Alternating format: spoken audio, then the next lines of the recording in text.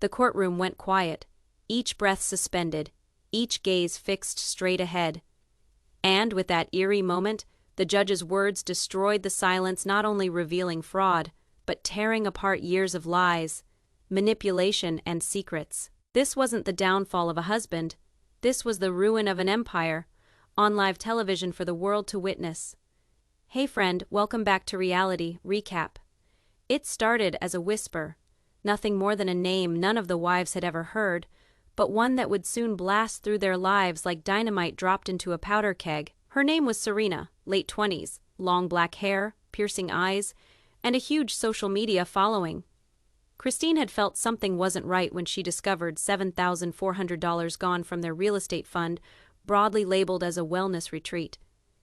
That night, while browsing Instagram, she found a post by a yoga studio. Serena stood in a white robe next to a man whose curls looked familiar. Cody. Christine's world fell apart. More photos proved it. His arm over Serena's back, and even a kiss that was posted and deleted too late. Shaken, Christine drove in silence to Janelle's and presented her the screenshots. Soon after, Meri called. She had just gotten a hotel confirmation with Cody's name associated with another woman. While Robyn was digging, she found her own clues: an unfamiliar scent on Cody's clothing, a blonde lock of hair that was not hers, and in his pickup truck, a velvet box with "To My Moon Forever" engraved on it. That night, Robyn arrived at Christine's doorstep clutching the box. No movie crew, no scripted theatrics, just 4 wives and an approaching storm. Janelle contacted an accountant right away, and within a matter of hours the dining room table was blanketed with incriminating documents, payments to Serena's accounts, high-end getaways, and even a wedding planner's bill. Christine's friend in Sedona pulled more documents, revealing a confidential filed marriage certificate between Kody Brown and Serena Walker, complete with a forged witness signature. Robyn Brown's name, Betrayal, had now entered criminal ground. By dawn, the 4 women strutted into an attorney's office, arms laden with evidence and hearts aglow with anger. Christine carried the pictures, Janelle had the bank records, Robyn clutched the ring, and Meri carried the voice. "We want to sue," Christine announced, "for fraud, misuse of identity, deception, and betrayal of the world itself." In 2 days, the attorneys compiled a case: 5 charges of financial fraud, 2 counts of misuse of identity, emotional abuse, and infractions associated with polygamy.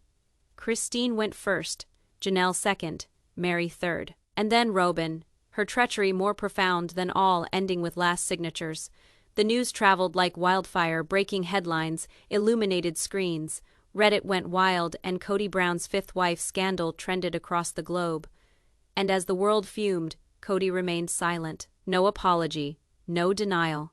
Because at the core, he and Serena both knew the lie had finally caught up with him. This was not reality television any longer. The wives were done playing. The lawsuit was real, and the downfall of Kody Brown had already begun. The courtroom reeked of varnished wood and betrayal as 4 women who had once shared a husband now shared one cause: to destroy him legally and publicly for the deceit that had destroyed their lives. It started the day the lawsuit was served.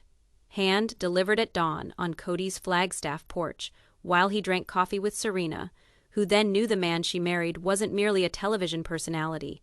He was a man teetering on the brink of collapse. The heaviness of the legal document flushed Cody's face pale as the cover page yelled, "Fraud, bigamy, misuse of identity, embezzlement." From there on, headlines filled the internet. Mobs filled the courthouse lawn with signs: "Justice for the sister wives," and "Cody lied." Within, the wives' lawyers, a raucous, all-female squadron called the Desert Law Queens, readied mountains of evidence. Emails, wire transactions, LLC documents, marriage licenses, even a Sedona wedding registry with the caption, "Serena and Cody's New Life." When the first court date rolled around, the gallery was packed. TLC would not cover it, but that did not deter every outlet, CNN to TMZ, from live tweeting every development. Christine went in first, calm in a navy suit, her expression a mask of intensity. Janelle was next with files clutched in her hand and unspoken determination. Meri walked with her chin high, eyes sweeping the room with authority. And Robyn.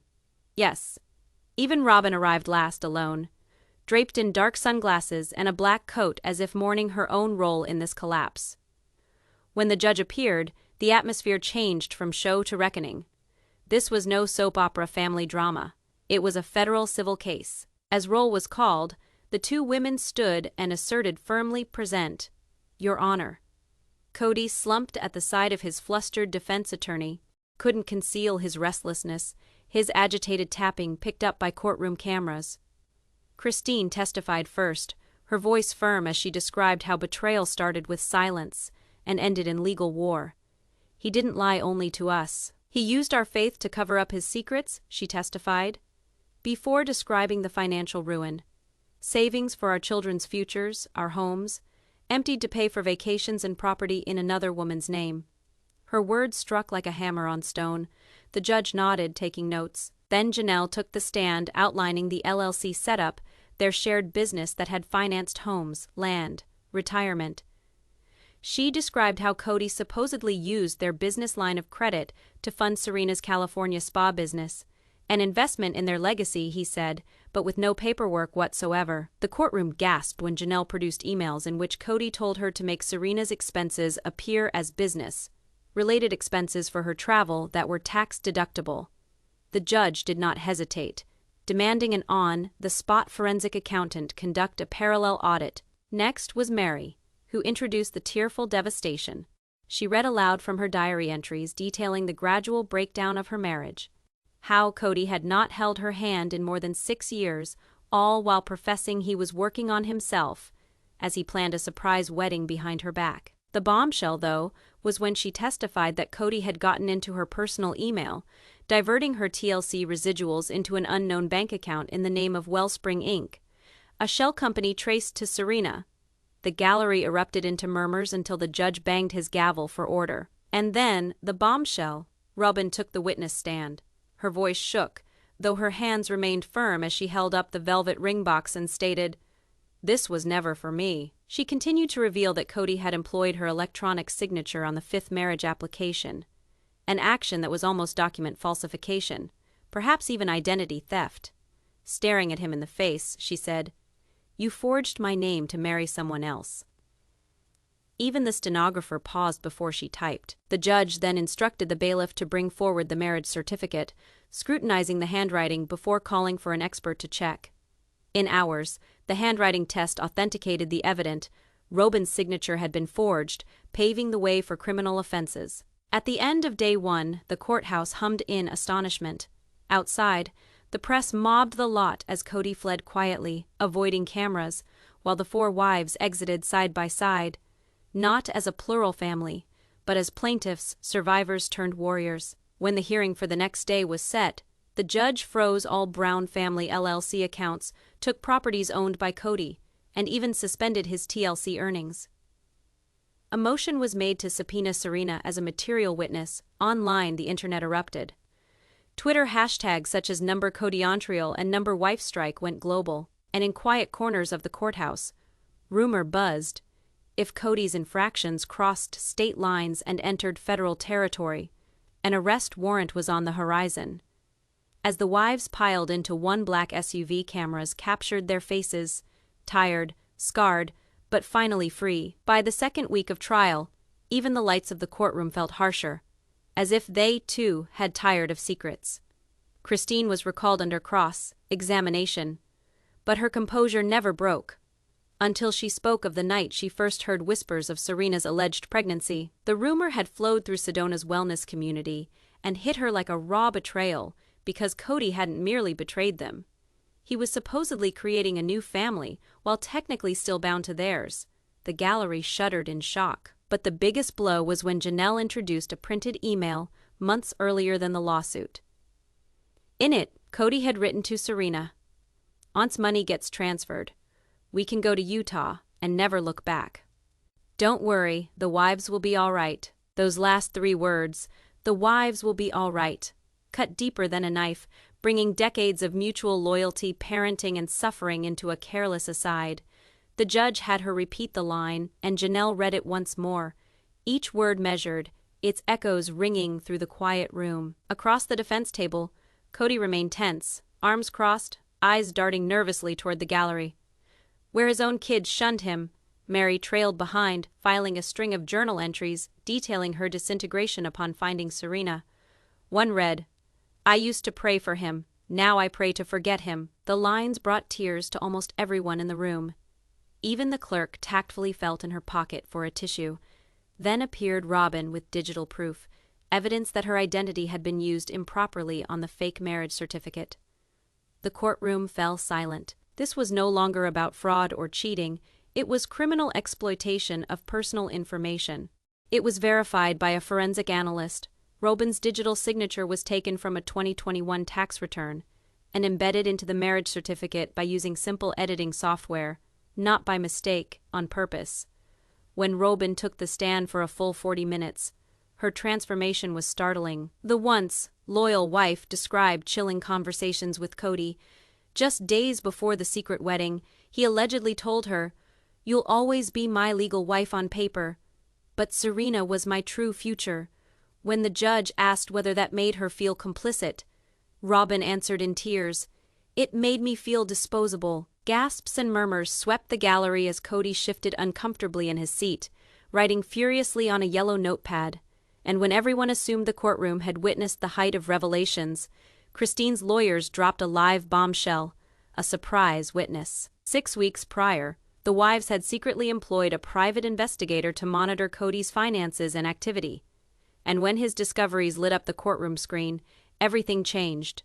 Footage surfaced of Cody and Serena entering a real estate office together, Cody greeting her as "my legal wife." Another scene showed him informing an escrow officer that he was unattached, except for one outstanding paperwork issue, and then there was the voicemail. Cody's voice on a burner phone to make calls out of state. "Destroy this after you listen to it. I suspect the judge is sniffing through our accounts." The courtroom dissolved into an uproar. The judge called for order, pounding the gavel as Cody's attorney flailed around to ask for a recess. The judge refused outright. "Mr. Brown, you are no longer in charge here." From that point forward, the tone of the trial was forever altered. This was not a soap opera of wronged wives. It was a man self-destructing under the pressure of his own dishonesty. And when Cody himself appeared under oath, the tension peaked. Flanked by attorneys, he attempted to sit with a defensive demeanor, but the haughtiness never absent from his tone. The prosecution's inquiry sliced to the point. "Did you, or did you not, forge Robyn Brown's signature on the Nevada marriage license?" Cody hesitated for 6 painful seconds before answering. "I don't remember." Gasp rippled through the gallery. The prosecution put down 2 enlarged signatures, Robyn's actual one alongside the forged one, pointing out identical curves and pressure points. And then the next punch. "Did you create the Wellspring, Inc. shell corporation to drain funds from the family LLC?" Cody shrugged. "It was a placeholder company." The judge's smirk was unmistakable. "A placeholder that received $118,000 in TLC royalty payments within less than a year?" As the number sounded, Cody's face went white. On the other side of the aisle, his former wives breathed audibly in derision, their incredulity blossoming into full-blown revulsion. Just when Cody was starting to believe that he might be able to get back on his feet, the judge granted an out of the ordinary motion, a collective statement from all 4 women, read by their lawyer. "We gave him our youth, our faith, our trust, and our children. He gave us lies, financial destruction, and emotional devastation." The gallery burst out in gasps and whispers, the judge visibly disturbed before adjourning for a 10-minute recess. During the recess, the prosecution filed an emergency motion to send all evidence of busted checks and white-collar crimes to the Flagstaff district attorney. At that point, the civil case took on a whole new element. Kody Brown was now facing prison time. And then the day changed course. Serena appeared in court unexpectedly, unprepared. But on the side of the prosecution, she had signed an affidavit minutes before, under oath, stating that she did not discover Cody's other wives until 3 weeks after their wedding. When she accused him of it, Cody supposedly waved it away with, "They're just holding on to the past." Her word was backed up by receipts, text messages, voice memos, even the screenshots of monetary transfers. In one, Cody confessed, "If this ever comes out, they'll crucify me on television." The judge leaned forward, his tone biting. "Mr. Brown, it looks like the crucifixion has already commenced." as court adjourned that night. Motions pending were freezing Cody's personal funds and pulling his communication with TLC. Outdoors, reporters thronged in flocks, eager to catch sight of the man who had once built a reality television empire and was now seeing it crumble, not from without, but from within. While so, the four women he once promised to love now stood against him, armed with truth, like a sword. By session 4, the air was heavy. Everyone knew the end was near, but no one was willing to look away. Cody walked in for the first time since proceedings started alone, without props, without his self-appointed shield of bluster. He sat tiny at the defense table, lips pursed, eyes vacant, as if suddenly understanding that the empire constructed upon charm and anarchy lay in ruins at his feet. Today was his turn to speak, not to manipulate, not to deflect, but to defend himself under oath. As he rose from his chair and approached the witness stand, the entire room went still. Even reporters stopped typing, sensing a seismic moment was coming. When the judge told him to put up his hand and promise to tell the truth, Cody faltered, as though the words themselves scorched his tongue. But he took the oath, sat down, and confronted a courtroom that once regarded him as a star, now regarding him only as a defendant. His attorney started gently, nearly practiced, with queries phrased to make Cody sound misunderstood, overpowered. When the fifth wedding happened, Cody leaned on the script. "I didn't intend to hurt anyone. I just listened to my heart." Those 4 words by themselves prompted Christine to release a vocal snort from the balcony, Robyn to roll her eyes, and Janelle to lean forward as if challenging him to dig himself in further. And he did, irresponsibly. When questioned on the forged signature, Cody went off on a long meandering monologue regarding family bureaucracy, stating he did not think it made a difference legally because, according to him, polygamy was spiritual, not civil. That statement set the courtroom on fire as Robyn's forged signature had been presented to a Nevada legal body, thus making it a very much criminal issue. The judge interrupted him abruptly. "Are you confessing you forged her name?" Cody, his face slick with sweat, grumbled through his gritted teeth. "I thought it was harmless." The silence shattered into a whirlwind of whispers. Reporters keyed furiously. The DA's aide hustled up the side of the lead prosecutor, and the judge, obviously revolted, directed that Cody's words be read word for word into the formal record. And then there was the sledgehammer. Under cross-examination, the prosecution did not hesitate to introduce text messages Cody had sent to Serena. "Don't worry, Robyn's signature won't raise any issues. She signs everything I give her." The irony was savage, proving not only motive but premeditation. When Cody tried to dismiss it as sarcasm, the prosecutor pounced. "So you're saying your marriage licenses, financial records, and legal filings are all just jokes?" Cody, now trembling, had nothing but stuttered silence as his wives watched him unravel in real time. And then the bombshell, a family video never seen on TLC in it. Cody was caught instructing a producer off screen. "I control everything, don't I? I have to keep them in line." The instant the clip was shown on screen, the gallery gasped. Even the people in the back who had stood by him for a long time, the mask had slipped. Cody was no longer a man who professed to be misunderstood. He was revealed as a man who openly admitted manipulation, control, and taking advantage of family dynamics for personal gain. The judge's jaw clenched. She called the video a chilling reflection of intent, and then asked Cody directly, "Was this about love, or was it about control?" Cody, backed against a wall with his bravado stripped away, spoke barely above a whisper, "Maybe both." And with that response, something in the room changed. Even the stoic security officer, who had remained unmoving through days of testimony, looked away as if he couldn't bear to see any more.